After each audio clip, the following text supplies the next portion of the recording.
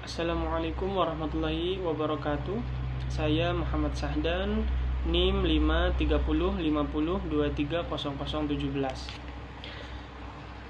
Tujuan saya membuat video ini untuk memenuhi tugas UAS mata kuliah Filsafat Agama yang dosen pengampunya adalah Bapak Muzakir Mukhlisin. Langsung saja saya mengambil tema mistisme. Sebelumnya, apa itu mistisme? Mistisme adalah berasal dari kata Yunani, yaitu mistikos, yang berarti rahasia, tersembunyi, atau gelap, teman-teman. Dalam definisi filsafat agama, tradisi spiritual batiniah di mana seseorang berusaha merasakan pengalaman langsung dan pribadi dengan Tuhannya. Nah, itu disebut realitas ilahi untuk menyatukan jiwa dan menghilangkan ego diri yang disebut fana, teman-teman. Nah, tokohnya itu antara lain Al-Hallaj dan yang satu lagi adalah Jalaluddin Rumi, teman-teman. Nah, mulai dari Al-Hallaj dulu.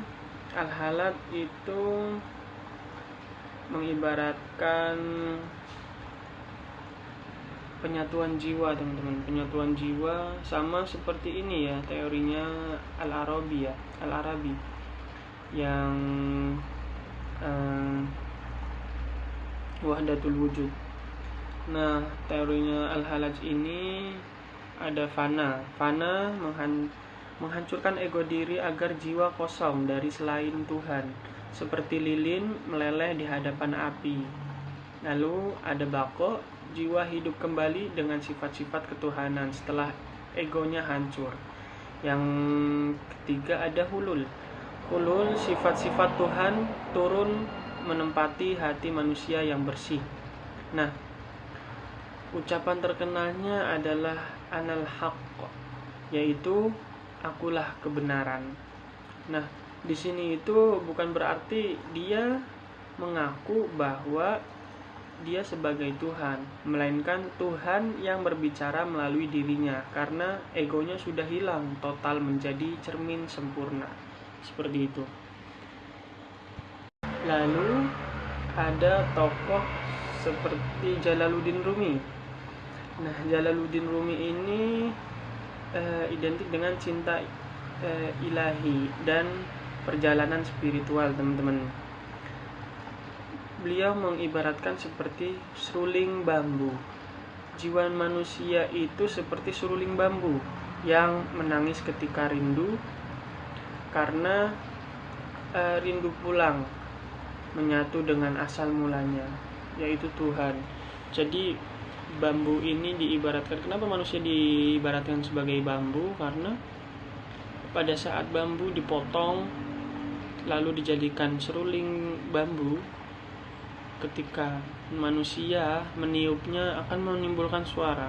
Nah, suara itu diibaratkan dengan kerinduan yang amat rindu ya, sehingga itu suara tersebut menandakan seruling itu rindu, seperti itu seolah-olahnya ya, teman-teman. Nah, lalu ada tahapan ini ya, perjalanan ya, yaitu suluk.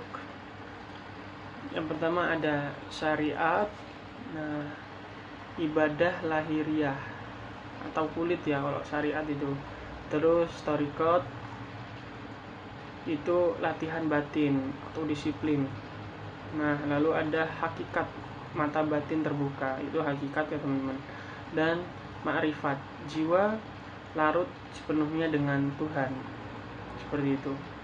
Lalu ada karya beliau, yaitu buku puisi yang berjudul Masnavi. sebagai panduan menjembatani syariat dengan ma'rifat. Lalu teman-teman, ada sudut pandang barat ya. Ada sudut pandang barat dan psikologi William James. Nah, William James ini meneliti tentang mistisme secara ilmiah. Nah, lewat buku The Varieties of Religions tahun 1902 dan membuktikan pengalaman mistik itu nyata secara psikologis. James ini membagi 4 ciri universal. Yang pertama, infallibility, yang itu tidak bisa diungkapkan. Nah, sangat sulit, kata beliau, dijelaskan dengan kata-kata, harus dirasakan sendiri, seperti itu katanya. Terus yang kedua, kualitas notis. Nah, pengetahuan batin. Nah, itu memberikan pengalaman kebenaran mutlak yang melampaui logika. Lalu yang ketiga itu ada kefanaan atau sementara. Nah, pengalamannya itu berlangsung singkat, tetapi efek perubahan perilakunya itu permanen, teman-teman.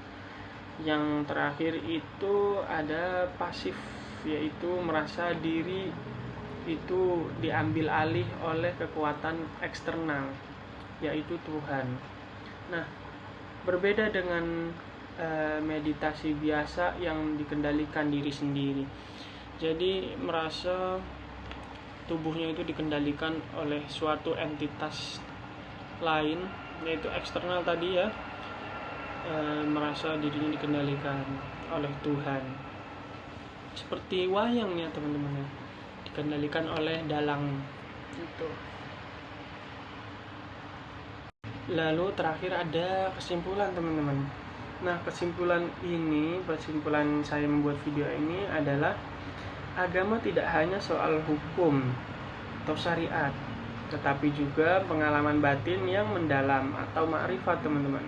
Nah, tokoh timur seperti Al-Hallaj, Jalaluddin Rumi dan menunjukkan penyatuan melalui cinta total terhadap yang di atas ya, Allah.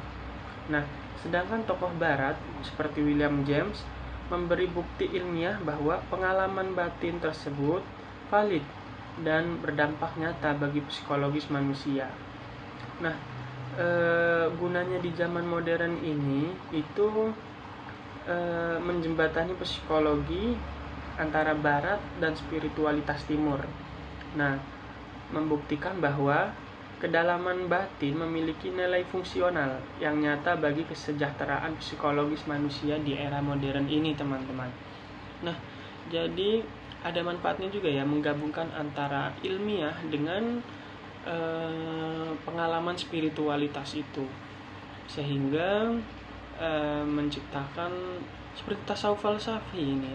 Ini emang tasawuf falsafi ya, seperti itu ya, menggabungkan antara pengalaman spiritual dengan pemikiran logis itu ya, kalau pemikiran tasawuf falsafi itu seperti itu.